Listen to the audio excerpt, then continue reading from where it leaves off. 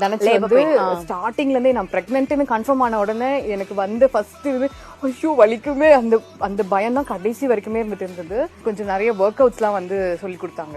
So அந்த work அவுட்ஸ்லாம் வந்து daily நான் ரெகுலரா பண்ணிட்டே இருந்தேன். ஸோ எனக்கு டெலிவரி டைம்ல வந்து நார்மல் டெலிவரி ரொம்ப ஈஸியா இருந்தது. இது கண்டிப்பா உண்மைதான். ஒர்க் அவுட்ஸ் நார்மல் டெலிவரிக்கு ரொம்பவே ஹெல்ப் பண்ணும். ஏன்னா ரெகுலரா எக்ஸசைஸ் பண்ணும்போது பாடியோட பிளெக்சிபிலிட்டி ரொம்பவே அதிகமாகும். அதுவும் பெல்விக் ஃப்ளோர் எக்ஸசைஸ் பண்ணக்குள்ள மசில்ஸ் ஸ்ட்ராங் ஆகும். அதனால பிரசவ நேரம் குறையும். அண்ட் வாக்கிங் மாதிரியான சிம்பிள் கார்டியோ எக்ஸசைஸ் உங்களோட ஸ்டாமினாவை இன்க்ரீஸ் பண்ணும். அதனால இது லேபர் டைம்ல உங்களுக்கு ரொம்ப ஈஸியா இருக்கும். தென் ஸ்குவாட்ஸ் பண்றதுனால உங்க பெல்விஸ் ஓபன் ஆகி பேபியோட ஹெட் கரெக்டான பொசிஷன்ல இருக்கும். அண்ட் யோகா, பிரீதிங் எக்ஸசைஸ் இதெல்லாம் உங்க ஸ்ட்ரெஸ்ஸை கம்மி பண்ணும், உங்களை ரிலாக்ஸ்டா வச்சுக்கும். லேபர் பெயினை மேனேஜ் பண்றதுக்கு இதெல்லாம் ரொம்ப உதவியா இருக்கும். ஸோ பிரெக்னன்சி டைம்ல உங்க டாக்டர் சொல்ற சேஃபான எக்ஸசைஸ்லாம் கண்டிப்பா ஃபாலோ பண்ணுங்க.